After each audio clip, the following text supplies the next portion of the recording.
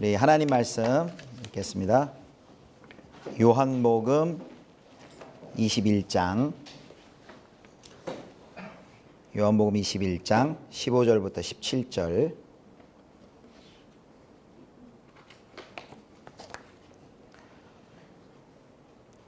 요한복음 21장 15절부터 17절 세 절인데요. 우리 같이 한 목소리로 읽겠습니다. 시작. 그들이 조밥 먹은 후에 예수께서 시몬 베드로에게 이르시되 요한의 아들 시몬아, 내가 이 사람들보다 나를 더 사랑하느냐 하시니 이르되 주님, 그러하나이다. 내가 주님을 사랑하는 줄 주님께서 아시나이다. 이르시되 내 어린 양을 먹이라 하시고 또 두 번째 이르시되 요한의 아들 시몬아, 내가 나를 사랑하느냐 하시니 이르되 주님, 그러하나이다. 내가 주님을 사랑하는 줄 주님께서 아시나이다. 이르시되 내 양을 치라 하시고 세 번째 이르시되 요한의 아들 시몬아, 내가 나를 사랑하느냐 하시니 주께서 세 번째 내가 나를 사랑하느냐 하심으로 베드로가 근심하여 이르되 주님, 모든 것을 아시오매 내가 주님을 사랑하는 줄을 주님께서 아시나이다. 예수께서 이르시되 내 양을 먹이라. 아멘. 청장년 일진을 섬기고 있고요. 그리고 일본 선교에서는 아까 소개한 대로 오카야마 메구미 교회 2013년 부임하고 2014년 1월달 30차부터 함께 했습니다.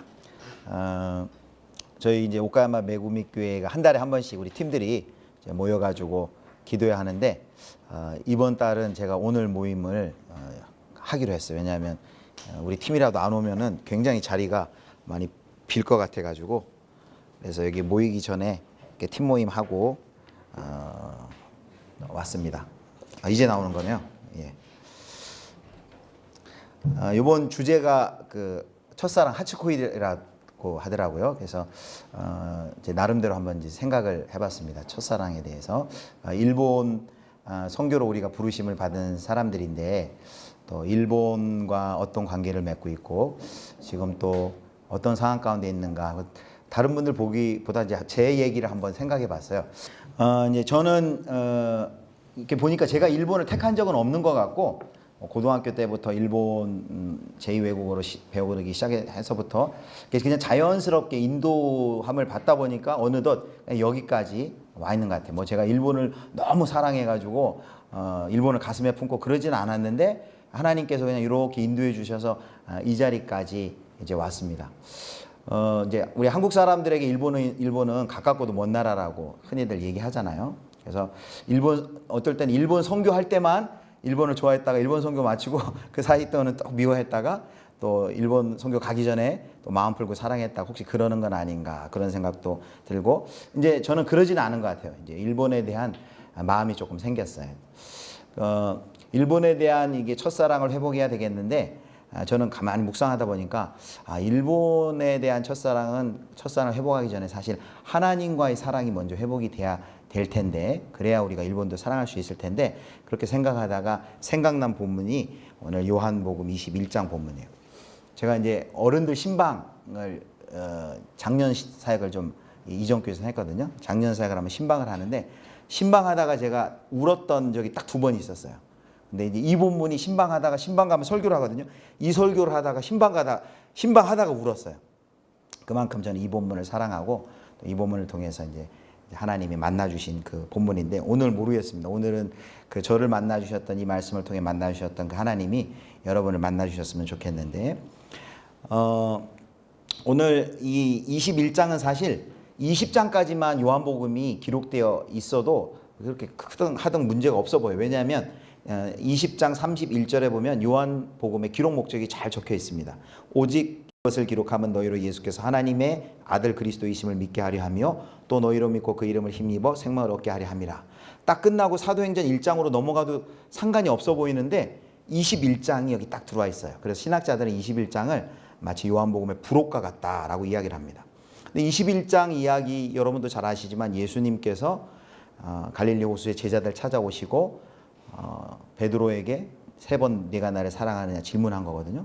근데 왜 21장 본문이 여기 들어와 있을까라는 생각을 해봐요. 이거 뭐 그렇게 중요해 보이지도 않는 기사 같은데 왜 이 사건을 기록해 나왔을까? 그런데 이 21장이 어마어마하게 중요합니다. 왜냐하면 이제 사도행전 가면 이전에 제자들이 완전히 변화된 모습으로 나타나죠. 그 전에 예수님 배반하고 부인하고 도망갔던 그 제자들이 사도행전 가면 언제 그랬느냐는 듯이 설교하면 막 5천 명이 회심하고 막 때려도 핍박받아도 그 핍박 다 받고 복음을 전하는 그런 멋진 증인의 삶을 사는데, 그렇게 하기 위해서는 우리가 사도행전 2장에 성령 받은 것을 먼저 우리가 생각하는데, 그 이전에 이 요한복음 21장에 예수님께서 제자들을 찾아가셔서 했던 그 사건이 너무너무 중요한, 이거는 예수님이 의도를 가지고 찾아가신 거예요. 그냥 뭐 한 장 그냥 껴놓은 것이 아니라 너무너무 이 요한복음 21장이 중요하다라는 것입니다. 그걸 먼저 기억해 주셨으면 좋겠고, 두 번째 우리가 질문을 한 가지 할 수 있는데,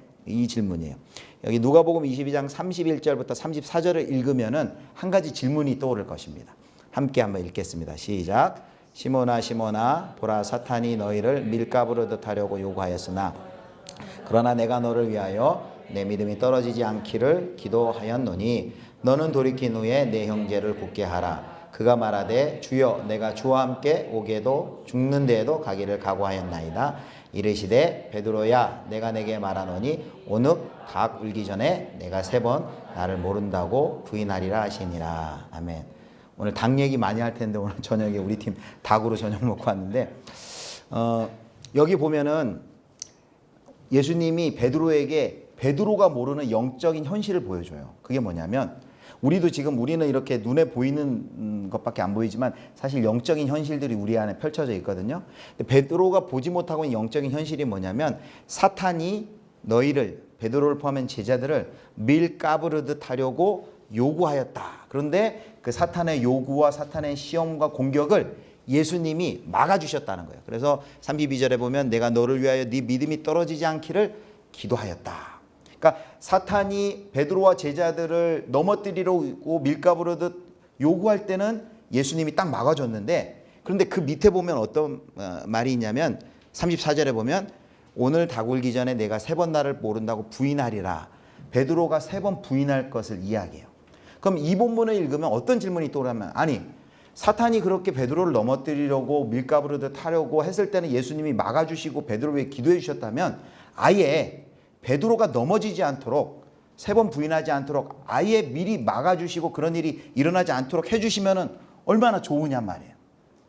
왜냐하면 앞에서는 그렇게 했는데 뒤에는 그대로 놔도 오히려 예언을 하시잖아요. 내가 3번 나를 모른다 부인하리라. 그리고 이 말씀대로 베드로가 정말로 3번 부인하고 지금 완전히 실패자의 모습으로 갈릴리 가서 다시 고기 잡고 있는 상황에까지 갔는데, 그리고 이제 우리가 알듯이 여기서 이제 예수님이 내 양을 치라 하고 다시금 사명을 위임하는데 스타일 완전히 구겼잖아요. 이왕이면 3번 부인하기 전에 마태복음 16장 16절처럼 주는 그리스도시요 살아계신 하나님의 아들이시니다 라고 딱 얘기했을 때 칭찬해 주시고 내 양을 쳐라 하고 그 자리에서 딱 세워주면 베드로도 폼나잖아요. 근데 2000년 동안 베드로 성경 읽을 때마다 모든 그리스도인들에 의해서 베드로가 3번 예수님 부인한 거 다 이 창피스러운 일들을 다 드러내고 내야 되고, 왜 그렇게 했을까? 이런 질문이 생깁니다.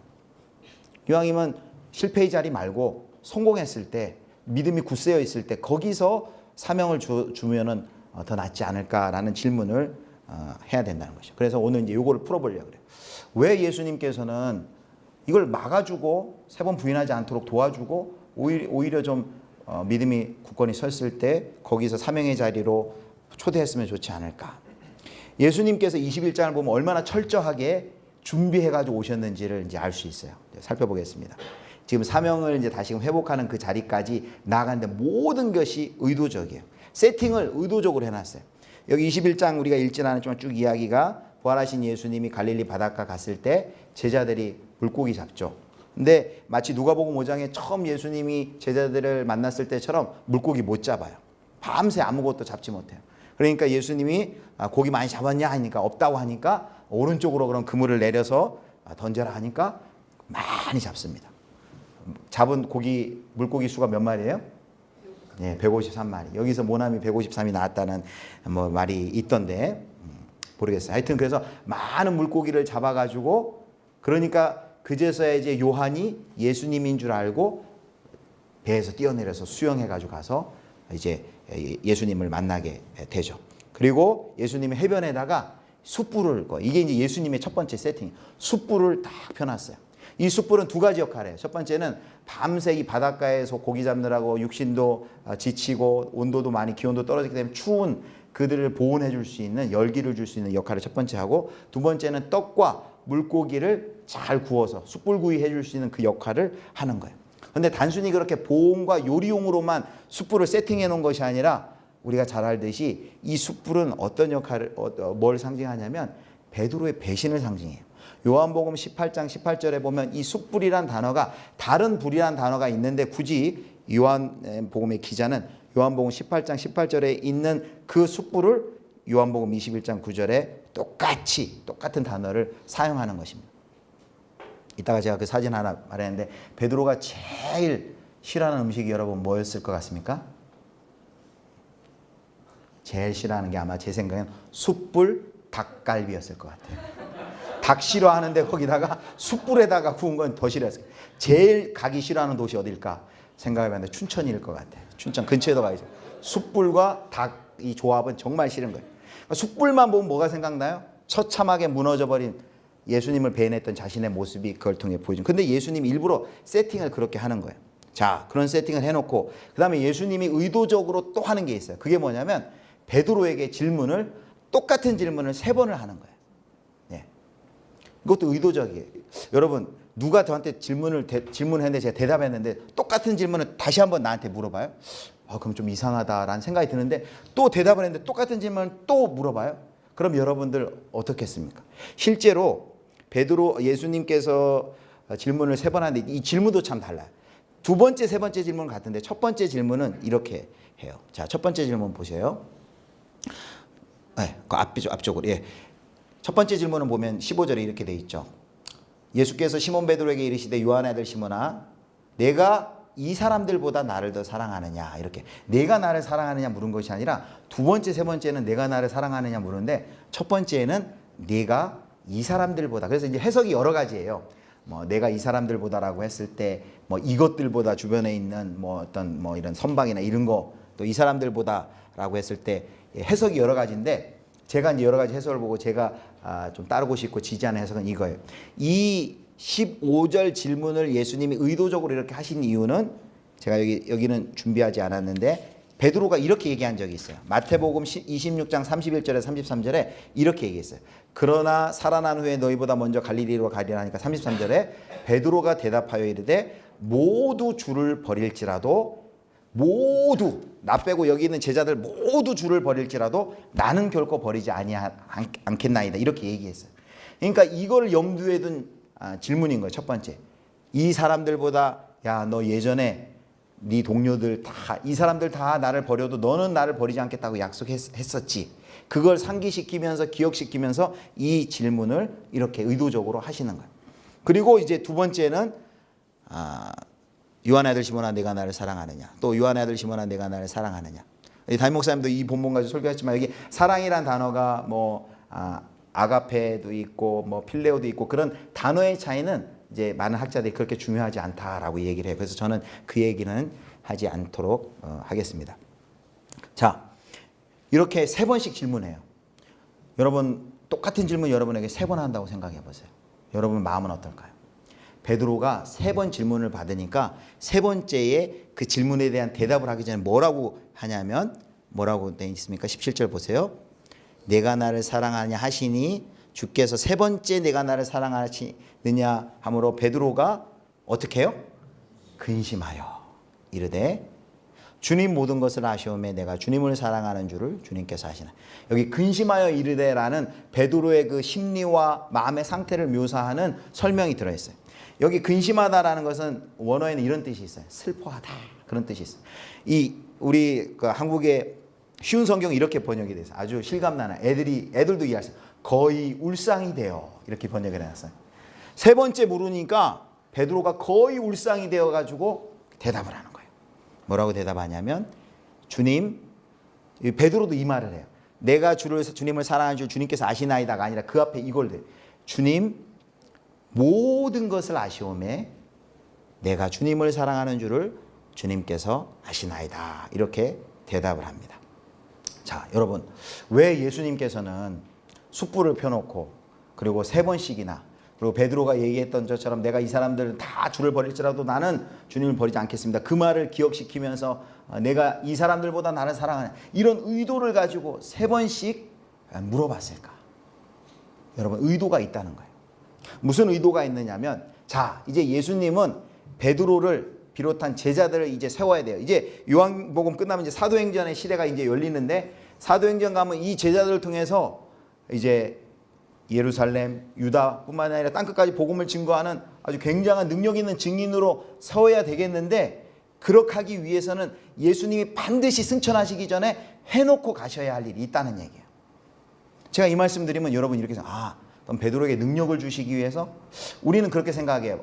큰 사명을 맡기기 위해서 반드시 예수님이 의도를 가지고 지금 뭔가를 해주기에 왔다면은 베드로에게 뭔가 능력을 주거나 어떤 자격을 만들어 주기 위해서 온 것이 아닐까라고 우리는 생각을 하기 쉬운데, 성경의 일관된 흐름을 보면 어떤 능력이나 어떤 외적인 어떤 조건을 주기보다는 예수님이 요한복음 21장에 지금 와서 베드로의 밑둥에서부터, 뿌리서부터 바꿔놓고 기초를 다져놓고 가고 싶은 그것이 있기 때문에 예수님이 방문하셔서 이렇게 의도를 가지고 지금 베드로를 대하고 있다는 것입니다. 여러분, 그러면 이제 왜 예수님이 이렇게 했는지, 그리고 베드로의 저 3번째 말의 고백의 의미가 무엇인지를 살펴보려고 합니다. 여러분, 여러분이 한번 물어볼게요. 베드로가 예수님에게 했던 고백, 아까 요한복음 26장에도, 마태복음 26장에 나왔는데, 거기 다른 사람은 다 주를 버릴지라도 나는 주를 버리지 않겠나이다 라고 한 이 고백을 여러분들은 어떻게 생각하세요? 이건 베드로의 진심이라고 생각하세요? 베드로의 허세라고 생각을 하세요? 네. 한번 마음속에 손을 드세요. 제가 세간학교를 해봤기 때문에 다 압니다. 손 들어보라고 해도 절대 안 들어요. 한국 사람. 이게 한국인의 세계가 아니에요. 네. 진심이다 또는 허세다 생각해 보세요. 많은 사람들이, 특히 한국의 성도들은 이 베드로를 굉장히 무시하는 경향이 있어요. 베드로 허풍쟁이, 성격만 빨라가지고 막. 근데 여러분, 우리가 베드로에 대해 그렇게 말할 자격이 있는가? 우리는 언제 한번 정말 진심으로 마음 담아서 예수님께 이런 고백 한번 진지하게 들어본 적이 여러분 있으세요? 있는 분도 계시지만 대부분 이런 고백 잘 드리지도 않는데 우리는 베드로를 너무 무시하는 경향이 있어요. 저는 이렇게 생각해요. 베드로의 내가 정말 주를 사랑합니다, 다른 사람은 다 버릴지언정 내가 주님을 죽을지언정 따르겠습니다 라고 했을 때에 그 베드로의 고백은 허풍이 아니고 허세가 아니고 정말로 그의 진심이었다고 저는 생각을 합니다. 정말이에요. 베드로의 진심이었어요. 그런데 베드로가 3번 그렇게 결심하고, 자기도 그게 진심이었고 자기의 마음이었어요. 정말 자기는 그렇게 할 수 있으리라고 자기는 믿었어요. 그런데 갑자기 막 소녀가 물어오고 종이 물어올 때 허망하게 무너지는, 어느덧 시간이 지나서 예수님을 배반한 그 자리에 서 있는 자기 자신을 보게 된 것입니다. 여러분, 베드로는 3번의 부인을 통해서, 그리고 이 예수님의 3번의 질문을 통해서 자기의 자신의 모습을 보게 됩니다. 자기의 밑바닥을 보게 되는 거예요. 여기 왜 자신 있게 예수님께서 내가 나를 사랑하느냐라고 했을 때 베드로가 이전 같았으면 뭐라고 대답한 거예요? 아까 그 예수님 말하면 다른 말로 내가 너를 사랑하느냐라고 십자가 지에 물어본 거예요. 그때는 내가 자신 있습니다, 주님 사랑합니다, 이렇게 대답한 거예요. 그런데 3번의 실패 후에는 뭐라고 대답을 하냐면 근심해요. 일단 근심해. 그리고 내가 주님을 사랑합니다 넙숙 자신 있게 얘기하지도 못하고 모든 것을 주님이 아시오매 라고 말합니다. 여러분, 도대체 여기 모든 것을 주님이 아신다는데 뭘 예수님께서 아신다는 걸까요? 이런 거 아니겠습니까? 예수님 너무나 잘 아시지 않습니까? 내가 예수님을 사랑한다고 정말 고백했지만, 그것이 나의 진심이었지만 그 진심을 나는 지킬 만한 실력이 없는 연약한 존재라는 것을 주님 너무나도 잘 알고 계시지 않습니까? 나보다 나를 주님 더 잘 알고 계시지 않습니까? 내가 이 자리에서 주님을 사랑한다고 말할 수는 있겠지만 그 나의 진심마저도 지킬 만한 실력은 정작 나에게 없다는 것을 주님은 너무나 잘 알고 계시지 않습니까? 이것이 주님 모든 것을 아시오매라는 뜻이라는 것이죠. 예수님의 실패한 자리까지 그냥 가버려 두고 그대로 배반하고 그 자리에까지 인생의 바닥까지 떨어진 베드로에게 그제서야 찾아와서 다시금 질문을 하시고 베드로를 거기서 일으켜 주신 이유가 여기서 우리가 발견할 수 있어요. 여러분, 우리는 신앙생활하면서도 어떻게 생각하냐면 이렇게 생각해요. 우리 특별히 샤머니즘에 많은데 지성이면 감천이다란 말 여러분 많이 듣죠. 샤머니즘 많이 아침마다 정한수 떠놓고 정신껏 내가 열심을 비추면 인과율, 내가 원인을 제공하면 내가 결과를 맺을 수 있는 것처럼 종교는 그래요. 이 땅에서 내가 열심히 하면 그만큼 결과가 나오고 신도 조작할 수 있다고 생각해요. 지성이면 감천이다라고 생각해요. 또 우리 옛날에 60, 70년대 경제개발 시대 정신일도 하사불성 하면 된다, 할 수 있다, 해보자, 해병대식 열심히 하면 할 수 있다라고 생각을 하는 것이 이 세상 사람들의 방식이에요. 적극적 사고방식, 긍정적 사고방식이에요. 열심히 계획하고 열심히 최선을 다하면 할 수 있어 라고 생각을 합니다. 우리도 그렇게 생각할지 몰라요. 내가 이렇게 주님을 사랑하는데 내 이 뜨거운 마음, 주체할 수 없는 이 마음, 이거 거짓 아니거든요. 나 정말 주님 사랑하는데 주님을 사랑하는 이 열심 가지고 주님 내가 잘 섬길 수 있을 것 같고, 그런데 정작 우리의 모습은 무엇입니까? 깨달은 거예요. 아, 내가 결심을 했다고 해서, 내가 그게 진심이라고 해서, 주님을 사랑하는 그 마음이 진심이라고 해서 내가 그것을 할 수 있는 것은 아니구나. 그것이 곧 진심 이퀄 실력은 아니구나 라는 것을 베드로가 깨달은 것입니다. 진심은 있지만 진심을 지켜낼 수 있는 실력이 없는 존재가 누구냐? 바로 저와 여러분이라는 거예요. 베드로라는 거예요. 자, 베드로가 이것을 깨달았습니다. 진심은 있지만 진심을 지킬 만한 실력이 없다. 그러므로 여기 베드로의 이 마지막 고백은 뭡니까?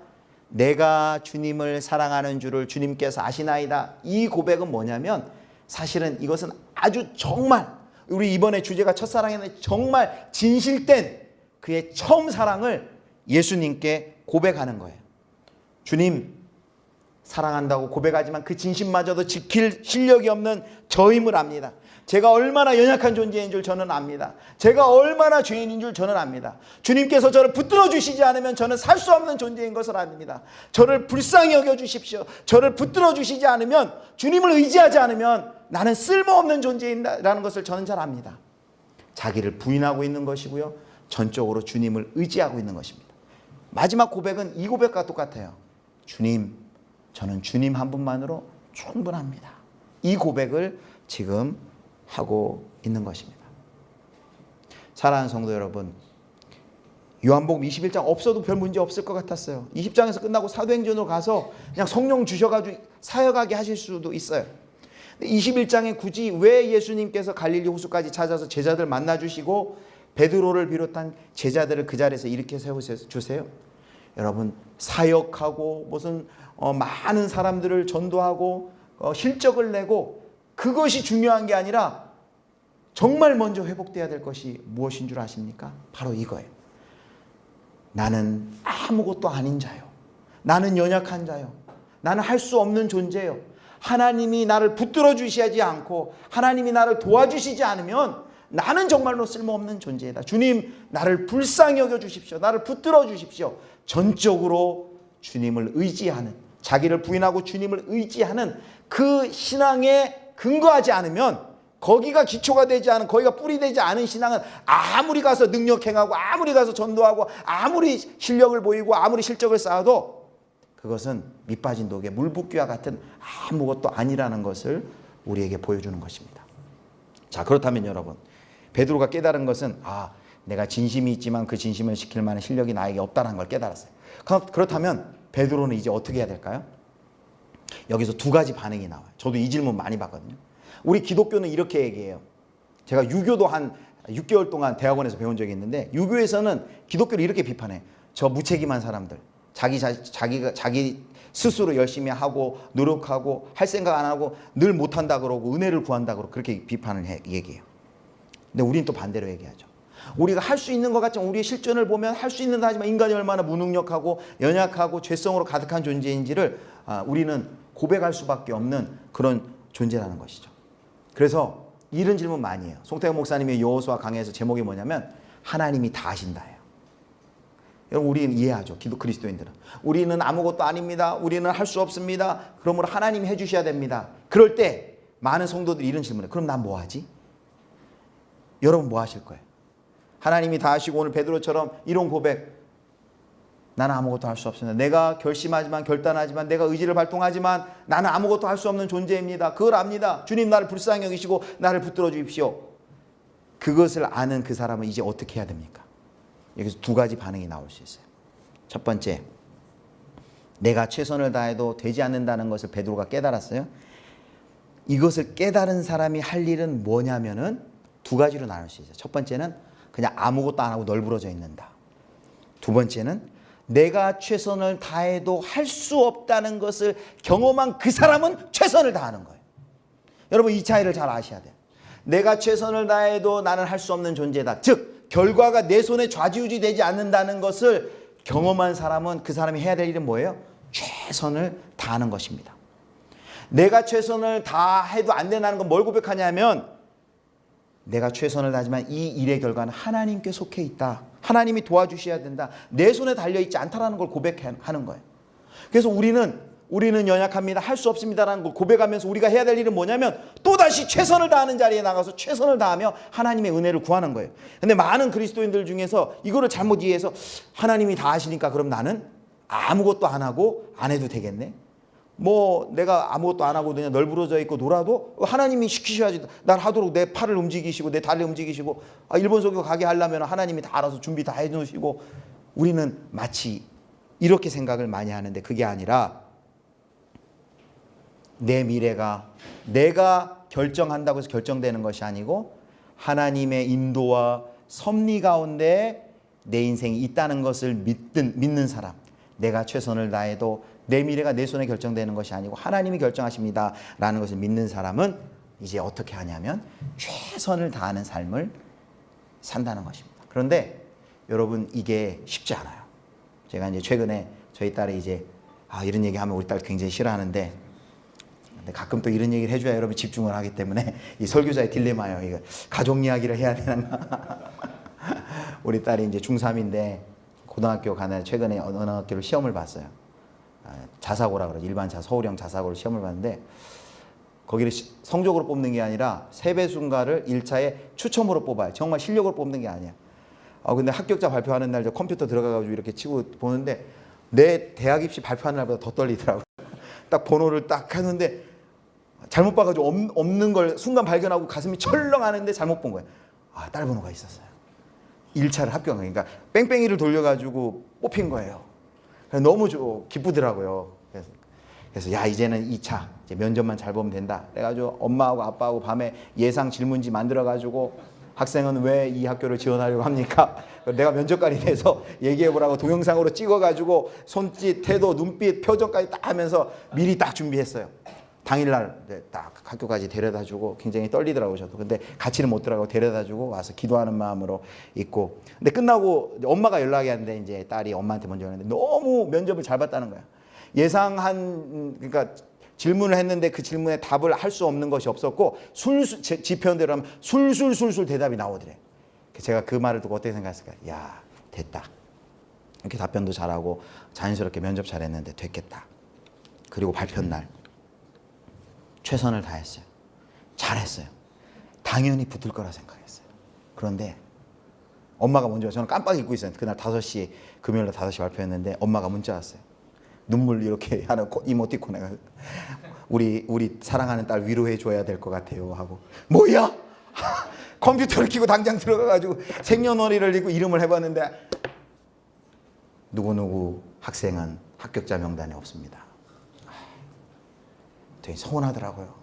최선을 다하고 그 결과를 주님께 맡기자고 기도 제목도 내고 같이 기도하고 우리 딸 붙들고 그렇게 아침에 보내주고 했는데 막상 이렇게 실패하니까 우리 딸은 중3의 그 실패를 경험해요. 저는 대학교 대입 때 떨어졌거든요. 대입 들어갈 때 떨어지고 신대원 갈 때도 떨어졌는데 집으로 연락 왔어요. 추가 합격됐다고 오라고. 대학 때도 떨어졌다가 추가 합격됐고 신대원도 떨어졌다가 추가 합격됐어요. 근데 우리 딸은 얼마나 하나님이 크게 쓰시려고 이렇게 중3 때부터 집에 갔더니 우리 딸 방 안에서 진짜 눈이 벗더라고. 가보니까 얼마나 울었는지 서운해가지고. 여러분, 우리 인생이 내가 최선을 다한다고 그 결과가 나에게 달려있다고 생각하면 그거는 착각이죠. 우리가 최선을 다하지만 우리 인생이 하나님의 도우심과 은혜 없이는, 그렇다면 우리 딸이 하나님이 돕지 않아서 떨어졌을까? 그건 아니겠죠. 그래서 우리가 이것을 믿는 순간 실패도 이제는 그리스도인들은 실패가 아니라는 것을 알아요. 왜? 하나님이 도우시니까 그 실패도 하나님이 일하시는 그 과정이고 합력하여서 선을 이룰 수 있다라는 것이죠. 여러분, 그래서 이게 중요한 거예요. 그래서 예수님이 베드로 요거 확인시켜 놓고 승천하시려고 찾아온 거예요. 뭐요?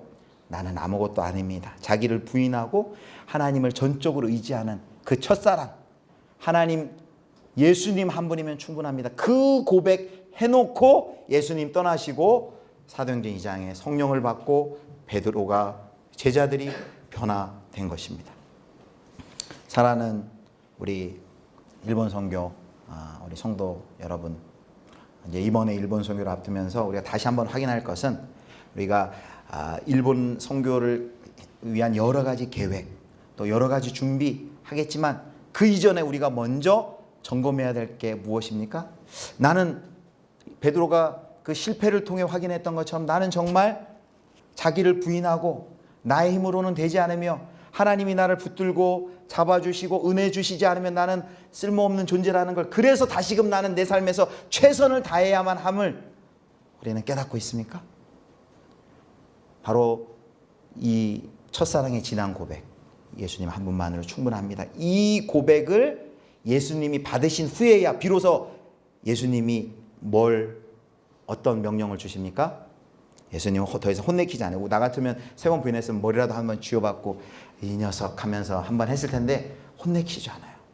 한번 눈이라도 한번 부라리지 않으셨을 거예요. 그리고는 3번 뭐라고 얘기합니까? 잘 알듯이 베드로가 고백한 후에 뭐라고 해요? 내 양을 쳐라, 내 양을 먹이라. 어디로 초대하는 겁니까? 소명의 자리로 불러요. 그래서 오늘 주제가 첫 번째는 그 첫사랑, 예수님만 지난 사랑이라면 두 번째 주제는 소명이에요. 여러분, 소명하면 여러분 어떤 생각이 드십니까? 소명하면 많은 분들이 굉장히 좀 무거워요. 어떤 생각하냐면, 소명하면, 저는 소명이란 단어를 생각하면 더불어 생각나는 단어가 뭐냐면 아프리카라는 단어예요. 제가 신대원 가기 싫어했어요, 저도. 왜냐하면 저희 부모님도 목회자였지만 왠지 막 스토리가 그렇게 될 것 같아요. 어려서부터 이러다가 내가 목사 아들인데 이러다가 그래서 저는 안 하려고 공고 갔죠, 공대 갔죠, 그리고 기술자 했죠. 근데 안 갈 생각을 하고 미리 그렇게 딱, 내가 목사할 줄 알았으면 내가 무슨 영문학이나 철학이나 역사 했지, 내가 전자공학에서 전압재고 전류계산하고 내가 왜 인두 납땜질하고 이렇게 했겠습니까? 갈 생각 없었어요. 근데 마음 한구석에 이런 걱정했어요. 혹시 갑자기 하나님이 나한테 은혜를 주셔서 어느 날 갑자기 성교한국 이런 데서 손 들고 막 일어나라 그러잖아요. 내가 얼마나 조심했는지 몰라요. 안 일어나려고. 순간의 감정을 제어하지 못해서 거기서 벌떡 일어나가지고 잘 조절해가지고 안 일어났어요. 정말 정신 바짝 차리고 하나님 은혜 주셔가지고, 마치 하나님 은혜 주셔서 저 아프리카로 보낼 것 같았어요. 마치 은혜 주셔서 혹시 나 순교라도 시켜버리면 어떡하지? 순교 컴플렉스. 마치 소명이라고 생각하면 여러분 그렇게 생각하지 않으세요? 목숨을 걸고 감당해야 해요. 그것을 위해서는 인내와 수고와 수많은 고난을 각오해야 할 그런 일. 그러니까 소명 생각하면 굉장히 무겁고 아주 부담스러운 주제예요. 그런데 우리가 놓치고 있는 게 하나 있어요. 오늘 여기서도 알 수 있는 건데요. 여러분, 소명하면 그런 비장함, 그런 고난 이런 것만 있는 게 아니에요. 요즘에 그 소명에 관한 책들이 많이 나와요. 우리 기독교 세안 아카데미에서도 이번에 소명 특별히 한 강좌를 마련해서 신동열 목사님이 와서 소명 강의를 했는데, 요즘에 그 소명을 가르치는 분들이 우리가 잊고 있는 것을 가르쳐 주는데, 그게 뭐냐면, 소명은 이렇게 얘기해요. 소명은 하나님의 다가오심과 사랑의 사귐에 관한 것이다. 우리는 막 소명이 하나님과 아무런 관계가 없으니까 갑자기 너 아프리카 가! 해가지고 너 일본 선교 가! 해가지고 그 소명을 받아들고 그걸 위해서 싫어도 이를 악물면서 그걸 준비해가지고 가는 것이 소명. 그래서 내 소명은 뭘까? 혹시 내가 하나님이 싫어하는 거 소명을 나한테 딱 주려고 준비하고 있다가 너 이거 해! 라고 하나님 아주 고약한 분으로 그렇게 오해를 하는데 소명은 그런 게 아니라는 거예요. 소명은 하나님과의 사랑의 관계가 깊숙이 회복된 자들에게 자연스럽게 주어지는 것이 이 소명인 거. 오늘도 보세요. 베드로가 이런 고백을 하니까 그제서야 예수님이 주시는 게 뭐야? 소명의 자리로 자연스럽게 사랑과 소명이 연결되는 것을 보지 않습니까? 그래서 헬리나 오웬이라는 분이 이런 말을 했어요. 사역이란 하나님의 사랑이 흘러넘칠 때 덤으로 하게 되는 것이다. 여러분, 그러니까 일본 선교 내가 막 가야 되겠다, 열심히 해야 되겠다, 물론 그래야 되겠지만 일본 선교를 그렇게 하는 방법이 있고 하나님의 사랑에 깊이 감동되고 그 사랑이 흘러넘침으로 자연스럽게 하는 방법이 있어요. 여러분, 전자가 좋겠습니까? 후자가 좋겠습니까? 억지로 해야 되겠습니까? 자연스럽게 하는 게 좋겠습니까? 물으나 마나죠. 자연스럽게 하나님의 사랑의 그 넓이와 길이와 깊이와 높이 가운데 들어갈 때 그 사랑이 흘러넘칠 때, 사역이란 하나님의 사랑이 흘러넘칠 때 덤으로 하게 되는 거죠. 또 헬리나 오웬이 이렇게 얘기를 해요. 우리 모두가 가진 진짜 소명은 어떤 일을 하는 것이 아니라 내가 너를 얼마나 사랑하는지 아느냐는 하나님의 심장으로부터 나오는 고백을 매일같이 듣는 것이다. 여러분, 너무 멋지지 않아요? 우리 모두가 가진 진짜 소명은 어떤 일을 하는 것이 아니라 내가 너를 얼마나 사랑하는 줄 아느냐라는 하나님의 심장으로부터 나오는 고백을 매일같이 듣는 것이다. 저는 그래서 여기 예수님께서 베드로에게 3번 묻잖아요. 요한의 아들 시몬아, 내가 나를 사랑하냐. 저는 이거를 뒤집어서 저는 통역을 해서 들어요. 내가 나를 사랑하느냐라고 묻는 것은 뒤집어서 얘기하면 뭘까요? 이런 거예요. 내가 너를 얼마나 사랑하는지 너 아니? 뒤집어서 이렇게 우리에게 물어보는 거예요. 내가 너를 정말 얼마나 사랑하는 줄 아니? 그래서 내가 십자가를 졌지 않냐. 3번씩 그 사랑을 우리가 알아주기를 기다리고 있는 것입니다. 내가 너를 얼마나 사랑하는지 아느냐라는 하나님의 심장으로 나왔던 고백, 이 고백을 매일매일 듣는다면 소명은 자연스럽게 연결이 된다는 것입니다. 자, 2가지 얘기했어요. 이제 마지막 주제인데, 첫 번째는 이제 사랑, 두 번째는 소명. 그 하나님과의 깊은 사랑 가운데 소명으로 자연스럽게 연결된다는 것. 이제 3번째는 짧게 나눌 건데, 하나는 하나님의 성품에 참여하기. 원래는 이제 요나서 4장을 중심으로 보려고 하는데, 여러분, 요나서 이야기를 보면 우리 일본 선교 이야기하고 비슷해요. 그렇잖아요. 이 니느웨가 얼마나 그 아수르가 얼마나 이 요나가 미워했냐면, 그 아수르가 그렇게 잔인했대요. 우리 역사를 봐도 일본이 우리한테 역사적으로 준 피해를 보면은 너무 잔인하죠. 마치 요나에게 아수르는 우리에게 일본이잖아요. 너무 그걸 보면 미운 마음이 들잖아요. 그런데 요나서는 뭘 우리에게 가르쳐 줍니까? 요나서는 요나에게 뭘 가르쳐 줍니까? 요나의 시각을 바꿔주는 거. 하나님은 이스라엘만 사랑하시는 하나님이 아니라 아수르를 비롯해서, 아수르만 또 사랑하는 것도 아니에요. 또 사람만 사랑하는 것 같아요. 거기 박농쿨도 사랑하시고요. 거기 보면 벌레도 사랑하시고요. 하나님은 피조 세계를 사랑하시는 하나님의 그 구원의 역사를 이루어 가시는 그 하나님이다라는 것을 이 요나가 깨닫도록 하기 위해서 베드로라는데 막 섞이기 시작해. 이 요나서를 준 것입니다. 여러분, 우리가 하나님의 사랑에 깊이 감동되면 경험하는 게 뭐냐면 하나님의 마음을 알게 돼요. 이제 우리 요 찬양하고 요 설교 마치고 그 찬양 부르고 기도할 텐데, 하나님의 마음을 알게, 하나님을 깊이 사랑하고 하나님과 깊이 교제하면 이제 우리가 경험하는 건 뭐냐면 하나님의 사랑이 우리 가운데 이제 부어지는 것을 경험하게 됩니다. 여러분, 그 마음이 부어진다는 거 여러분 아세요? 저는 한번 막 제가 그렇게 잘 울지는 않는데 그래도 또 눈물이 날 때가 있는데, 또 딸 이야기를 해야 되는데, 우리 딸하고 잘 팔리네요. 우리는 이제 핸드폰을 안 사주려고 했어요. 그러니까 폴더폰, 투지폰을 가려고 했는데 중학교 입학식 첫날 그게 깨졌어요. 중학교는 그냥 보내고 고등학교 때 핸드폰을 사주려고 그랬어요. 근데 첫날 이제 제가, 남자는 저하고 어떤 분 한 분밖에 안 왔더라고요. 입학식 참석하고 교실에 들어갔는데 그 중학교 담임 선생님이 하시는 말씀이 뭐냐면은 이 중에 카카오톡 사용할 수 없는 사람 딱 2사람, 애들 한 25명이 2아이가 손들더라. 우리 딸 아이하고 하나. 근데 그 하나이는 스마트폰이 있는데 카카오톡을 안 까네. 걔는 깔면 돼. 스마트폰 없는 딸은 우리 딸밖에 없어요. 근데 모든 광고를 그걸로 하겠다는데 어떻게 해요? 그래가지고 첫날 그게 무너져가지고 스마트폰을 사줘야 됐는데 스마트폰을 새 걸로 사줘본 적이 없어요. 그래가지고 우리 순환자매 것도 얻어서 제가 주변에 스마트폰 중고 있는 사람들 거 물어봐요. 이렇게 물어봐서 바꾸는 카톡에서 갑자기 번호가 빠졌다? 그러면 이 사람 스마트폰 바꿨구나. 물어봐요, 지인이. 스마트폰 어떻게 할 거냐. 그러면 뭐 어물쩍 하고 있으면 그거 좀 내가 좀 쓰면 안 되겠냐고. 그래가지고 중고폰을 이제 사줬어요. 사줬는데 그렇게 지내다가 스마트폰 더 좋은 중고를 가지고 얻게 됐어요. 그게 우리 순환자매 거를 받았을 때인지는 모르겠어요. 하여튼 받았어요. 그런데 제가 이거를 빨리 그 중고이긴 하지만 우리 딸한테 그 중고라도 빨리 바꿔주고 싶은 마음이 얼마나 강렬하게 일어나는지 몰라요. 그런데 그때가 뭐 시험 기간이었나. 왜 스마트폰 바꾸면은 막 프로그램 새로 깔아야 되고 한 막 2-3시간 해야 되잖아요. 그러니까 그날은 줄 수 없는 거예요. 그러니까 그 시험 기간을 끝나고 그 중고를 줘야 되는가 그랬어요. 그래가지고 이거를 바로 못 주고 제가 트렁크에다 놓고서 며칠을 다녔어요. 근데 너무 주고 싶은 거예요. 그 중고지만 이걸 갖다 주면 우리 딸이 얼마나 기뻐할까 그걸 생각하면서 중고지만 스마트폰을 트렁크에 넣고 다니면서 너무 마음이 기쁘고 너무 주고 싶은 거예요. 그러다가 운전하다가 제가 울었어요. 왜? 갑자기 로마서 8장이 묵상이 되는 거예요. 로마서 8장 어떤 말씀이 묵상되는 줄 알아요? 로마서 8장 제가 읽어드릴게요. 자기 아들을 아끼지 아니하시고 우리 모든 사람을 위하여 내주시니가 어찌 그 아들과 함께 모든 것을 우리에게 주시지 아니하겠느냐.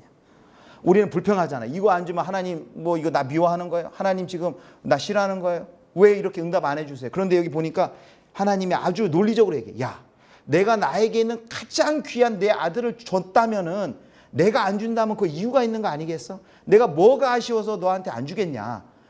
저는 그 마음이 이 작은 스마트폰, 중고 스마트폰 그거를 통해서 깨달아졌더라니까요. 야, 그 아버지의 마음이 깨달아졌어요. 야, 하나님이 이 마음이겠구나. 정말 주고 싶어서 지금 안달이 나가지고 하나님이 더 힘들어 하시겠구나. 지금 만약에 못 주는 것이 있다면은 그게 막 깨달아져가지고 운전하면서 막 울었다니까요. 여러분, 하나님의 마음이 부어지면 이해가 돼요. 하나님을 깊이 사랑하면 하나님의 마음이 우리 가운데 부어지면 우리가 억지로 일본을 사랑하지 않아도 일본을 향하신 그 하나님 아버지의 마음이 우리 안에 만약에 부어진다면 여러분, 우리가 역사적으로는 일본과 어려운 관계고 우리의 감정적으로는 쉽게 마음을 열 수 없을지 모르지만 그 하나님 아버지의 마음이 부어진다면은 우리가 기쁨으로 일본을 품고 우리가 선교에 나아갈 것입니다. 오늘 3가지. 첫 번째, 우리에게는 진심이 있지만 실력이 없다는 것을 확인하고 가장 밑바닥의 자리에서 저는 주님 없으면 할 수 없는 존재입니다. 이 고백은 내가 주님을 사랑합니다. 주님 한 분만으로 만족합니다. 라는 그 고백, 하나님 우리에게도 받기를 원한다는 거, 그거 살펴봤고, 두 번째, 소명은 막 억지로 내가 싫은데 가는 게 아니라 하나님께 이 사랑의 고백을 하는 자 자연스럽게 소명이 연결이 된다고 했어요. 우리가 가진 진짜 소명은 어떤 일을 하는 것이 아니라 내가 너를 얼마나 사랑하는지 아느냐. 베드로에게 찾아오셔서 사실 질문형이지만 평소행이야. 내가 너를 얼마나 사랑하는지 너 아니? 라고서 예수님이 말씀한 그 예수님의 여러분을 향한 사랑의 고백을 들으셨으면 좋겠습니다. 마지막으로는 일본을 향한 그 하나님 아버지의 마음, 그 크신 하나님의 성품에 우리도 참여하기를 원해 주님의 마음을 우리에게 부어 주십시오. 신실하신 하나님 감사합니다. 일본을 사랑하고 일본을 가슴에 품은 형제자매들이 다시 한번 모여서 하나님을 향한 첫사랑을 회복하도록 우리를 하나님 인도하여 주심을 감사합니다. 하나님이 없으면 나는 아무것도 아니고 주님의 도우심과 은혜가 없이는 나는 아무것도 할 수 없는 그런 존재라는 것을, 내가 진심이 있고 내가 의지가 있지만 나에게는 그것을 이루어낼 수 없는 실력이 없다는 것을 겸손히 고백하는 저희들 되게 하여 주시옵소서. 그것을 깨닫고서 다시금 최선을 다하는 자리로 저희들 나아갈 수 있도록 은혜를 더하여 주옵소서. 하나님 우리를 사랑하셔서 베드로에게도 찾아와 내가 나를 사랑하느냐라며 하나님의 사랑을 우리에게 알려주시길 원했던 것처럼 우리 이 자리에 나온 형제자매들 각자 하나님 찾아가 주시고 마음의 문 두드려 주시고 하나님의 사랑을 깊이 경험할 수 있게 하여 주옵소서. 그 하나님의 사랑이 차고 흘러넘쳐 억지로 하는 사역, 억지로 하는 소명이 아니라 기쁨 가운데 그 소명의 길로 힘있게 오직 주의 사랑에 매여 나아가는 저희 모두가 되게 하여 주시옵소서. 이제 35자 일본 선교를 준비하는 가운데 있습니다. 처음부터 마지막까지 주님이 계획하시고 주님이 이루시고 주님이 끝마쳐 주시기를 간절히 기도하옵나이다. 하나님 함께 하나님 나라의 꿈을 꿀 동지들을, 동역자들 하나님 보내주시기를 기도하옵나이다. 현직 교회에 잘 맞는 사역들 잘 준비하여서 하나님 아버지 이번 우리 35차 일본 선교를 통하여서 하나님의 나라, 하나님의 통치와 다스림이 일본 땅 가운데 임하는 것을 우리 모두가 볼 수 있도록 하나님 역사하여 주시옵소서. 특별히 일본 선교를 앞장서 섬기는 우리 김성원 목사님과 또 준비팀 가운데 더 은혜 주시고 더 하나님 사랑 주셔서 하나님 끝까지 힘있게 달려나가며 섬겨도 부족하지 않고 피곤치 아니하도록 하나님 새 힘과 새 은혜 허락하여 주시옵소서. 감사드리옵고 우리 구주 예수 그리스도의 이름으로 기도드립니다. 아멘. 감사합니다. 우리 하나님께 영광의 박수 드리겠습니다.